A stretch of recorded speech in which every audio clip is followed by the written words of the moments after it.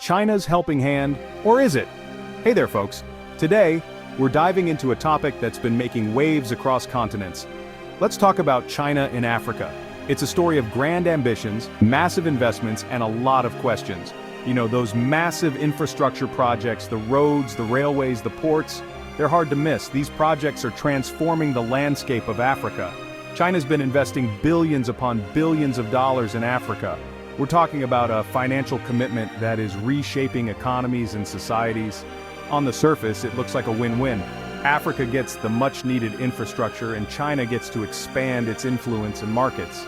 Africa needs development, and China's got the cash and the construction crews to make it happen. It's a partnership that seems almost too good to be true. But hold on a second. Let's not get carried away just yet.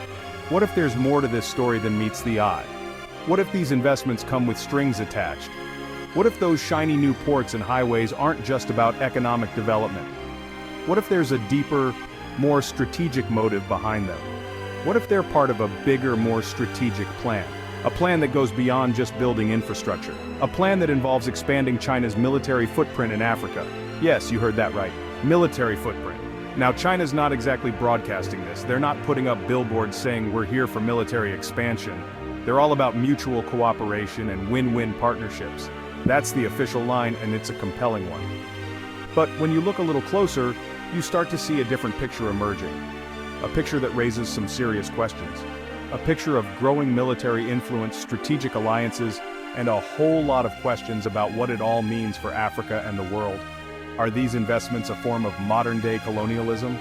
So buckle up, folks, because we're about to dive deep into the world of China's hidden military influence in Africa. We're going to explore the implications, the controversies, and the potential future scenarios.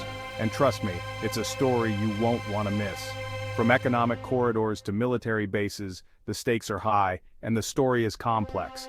Stay tuned as we unravel the layers of China's involvement in Africa and what it means for the global balance of power.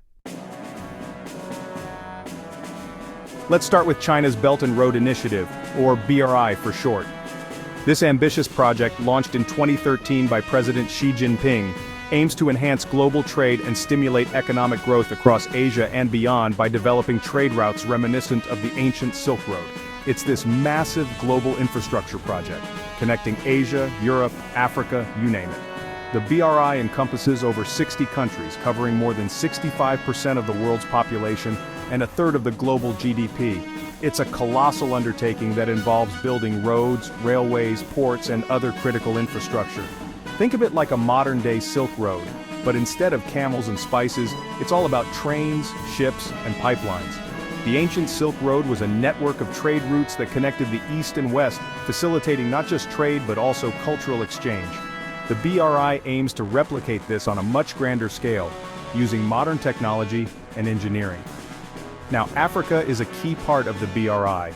The continent's strategic location and abundant natural resources make it an attractive partner for China. By investing in African infrastructure, China aims to secure access to these resources and open new markets for its goods and services. China's been pouring money into building roads, railways, ports, and even entire cities across the continent. These projects are often funded by Chinese loans and carried out by Chinese companies, bringing in thousands of Chinese workers.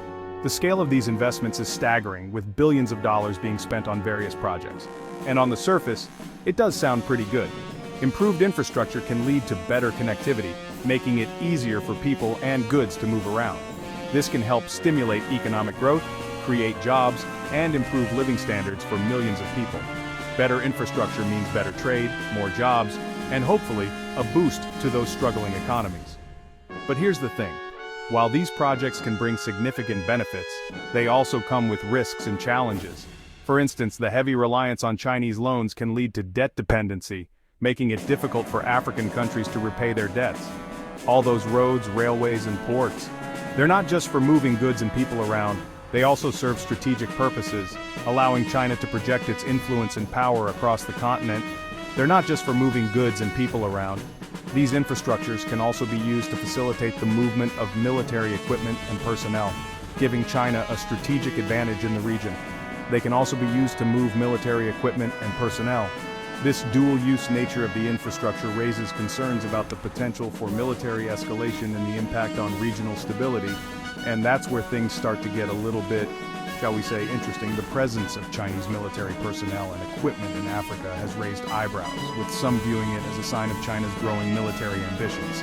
See, when you control the infrastructure, you control the flow of goods, services, and yes, even military power. This control can translate into significant geopolitical leverage, allowing China to influence the political and economic landscape of the region. And that gives you a whole lot of leverage in the region. By controlling key infrastructure, China can shape the development trajectory of African countries, potentially steering them in a direction that aligns with its own strategic interests. This has far-reaching implications for the balance of power in the region and beyond. Now, let's talk about Djibouti. This tiny country on the Horn of Africa is home to one of the world's busiest shipping lanes, the Bab el-Mandeb Strait. It's a strategically important location, and China knows it. In 2017, China opened its first-ever overseas military base in Djibouti. Now, China says it's just a logistics facility, a place to support its anti-piracy operations in the region. But let's be real, folks. A base is a base, and this one gives China a strategic foothold in a very important part of the world. From Djibouti, China can project its naval power into the Red Sea, the Indian Ocean, and beyond. It gives them a front-row seat to all the action in the Middle East and East Africa, and that's a pretty big deal. Section 4. Guns and Training, China's Military Aid to Africa. Now, the base in Djibouti isn't China's only military involvement in Africa. They've also been supplying arms and providing military training to African countries for years. China's become one of the biggest arms exporters to Africa, selling everything from fighter jets and tanks to small arms and ammunition. And they're not just selling weapons, they're also training African soldiers how to use them.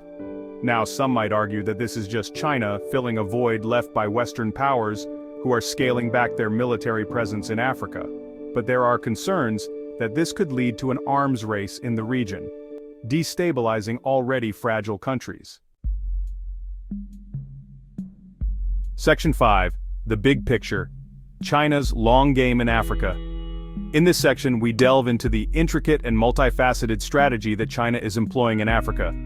This is not just about short-term gains, but a long-term vision that spans decades. So, what's China's ultimate goal in Africa? To understand this, we need to look at several layers of their strategy. It's not just about one thing, it's a combination of economic, political, and strategic interests. Well, it's a complex picture, but a few things are clear. First, China needs resources. This is perhaps the most straightforward aspect of their involvement. Africa is rich in oil, minerals, and other raw materials that China needs to fuel its booming economy. These resources are essential for sustaining China's rapid industrial growth and urbanization. Without a steady supply of these materials, China's economic engine could sputter. By investing in infrastructure and building close ties with African governments, China is securing access to these vital resources.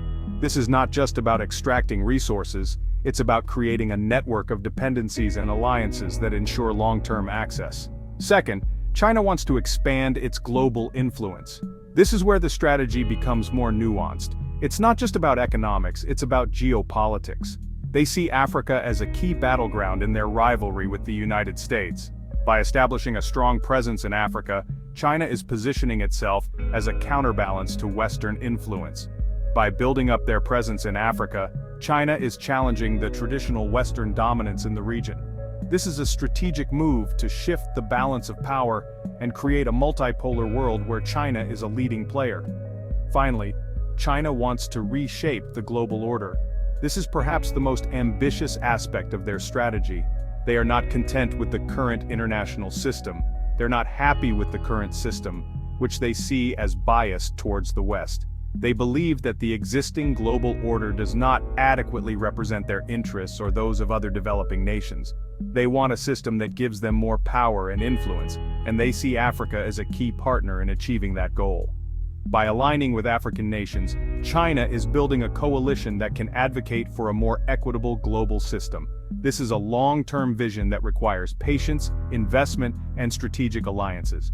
Additionally, China is investing in soft power initiatives. They are offering scholarships to African students, promoting cultural exchanges, and building Confucius institutes across the continent. These efforts are aimed at winning hearts and minds, creating a favorable image of China among the African populace. Technology and innovation are also key components of China's strategy. They are introducing Chinese technology and business models to African markets, fostering a new generation of African entrepreneurs who are aligned with Chinese interests. In summary, China's long game in Africa is a blend of resource acquisition, geopolitical maneuvering, and efforts to reshape the global order. It's a comprehensive strategy that aims to secure China's future as a global superpower while fostering a new era of Sino-African relations.